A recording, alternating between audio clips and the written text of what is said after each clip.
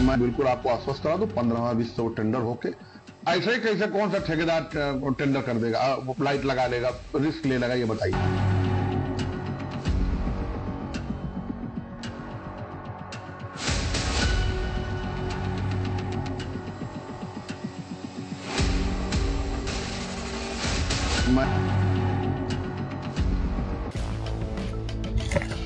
सियासत को आमतौर पर शतरंजी चाल के रूप में देखा जाता है, जिसका रंग कभी कभी काला और सफेद होता है, लेकिन आजकल रंगों का ये बेमेल गठजोड़ अब दूसरी तरफ इशारा कर रहा है। आने वाला वक्त इसे और भी गहरा और चटक कर सकता है। हम आपको बता दें कि आजकल हरे और नारंगी के बीच में कड़ा मुकाबला चल रहा है, जो हमारे देश को किधर ले जा रहा है ये तो नहीं पता, लेकिन इतना जरूर कह सकते हैं कि देश का जो इंडेक्स है मीडिया का, वो पूरी दुनिया में 161वें नंबर पर पहुंच चुका है।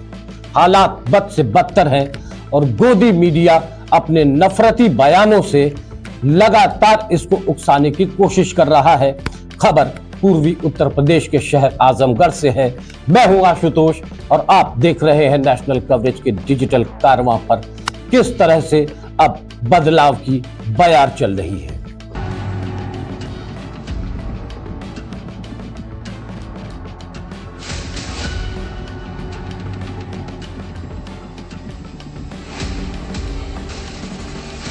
मैं बिल्कुल आपको आश्वस्त करा दूं, 15वां-20 से वो टेंडर होके ऐसे ही कैसे कौन सा ठेकेदार टेंडर कर देगा, लाइट लगा लेगा, रिस्क ले लेगा, ये बताइए।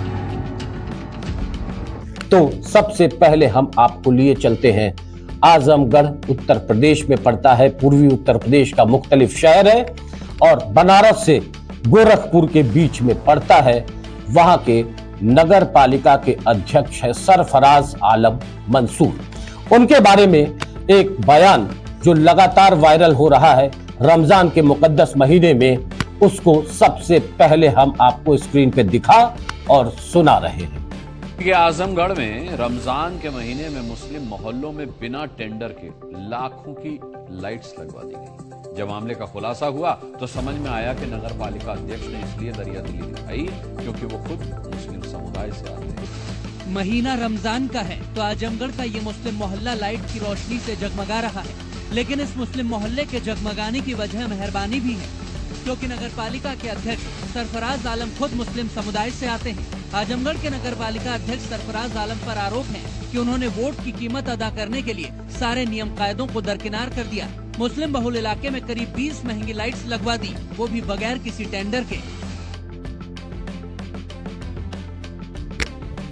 तो आपने देखा कि किस तरीके से गोदी मीडिया में रमजान पर हरे और नारंगी के बीच में एक मुकाबला चल रहा है, लेकिन हमने जब इसकी पड़ताल की तो पता चला कि 2 साल पहले जब सरफराज आलम मंसूर नगर पालिका के अध्यक्ष बने थे, यानी कि शहर के प्रथम नागरिक बने थे, तब से अब तक पड़ने वाले तमाम त्योहारों में उन्होंने किस तरह से शिरकत की है और किस शिद्दत से उन्होंने शहर के लोगों की सेवा की है और आपस में भाईचारे और मेल जोल के तौर तरीके को आगे बढ़ाया है, उसकी कुछ फुटेज और विजुअल्स हम आपके सामने लेकर के आ रहे हैं।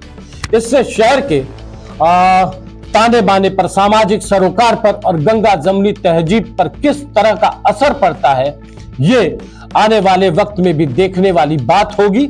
साथ ही साथ इससे सांप्रदायिकता का जो घोल है, जो विष है, उसको किस तरीके से गोदी मीडिया आपके सामने रख रहा है, ये आपने स्क्रीन पर देख ही लिया होगा। कुल मिला के जब सरफराज आलम मंसूर से बात हुई तो उन्होंने कहा कि मैंने इसके पहले हमेशा शहर में जहां कहीं भी जरूरत पड़ी है, हमेशा बिजली को, त्योहारों को, लोगों की भावनाओं को प्राथमिकता दिया है, लेकिन ये जो वक्त आ चला है इसमें सियासत ज्यादा गहरी नजर आ रही है।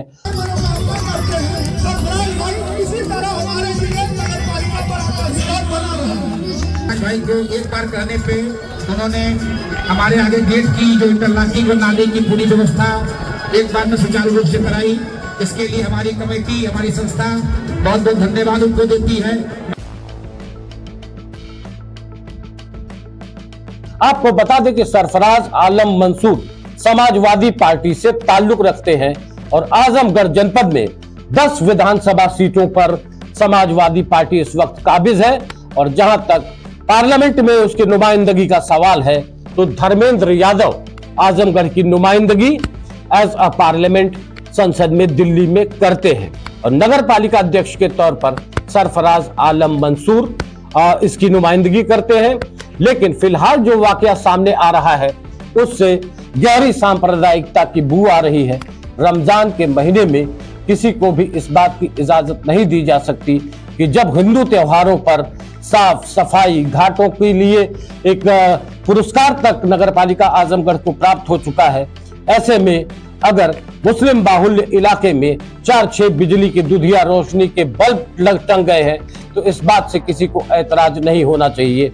फिलहाल गोदी मीडिया का किस तरीके का रुख और रवैया है सांप्रदायिकता को लेकर के, एकता और गंगा जमीनी तहजीब को तहस और नहस करने का जो उसका पूरा मंसूबा है वो आपके सामने है और हम आपको अपनी स्क्रीन पर दिखाना चाहते हैं कि इस शहर में क्या कुछ हिंदू त्योहारों पर भी नहीं किया गया है।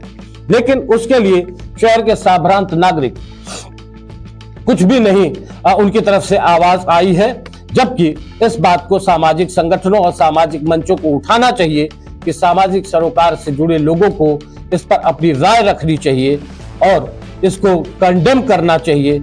ऐसे हालात में ये काफी देश के लिए घातक और खतरनाक साबित होने जा रहा है।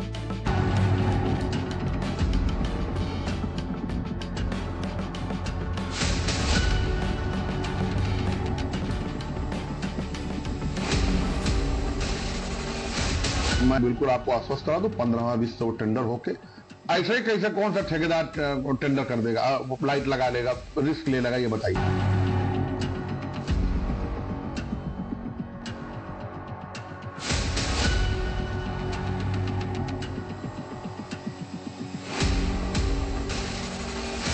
मैं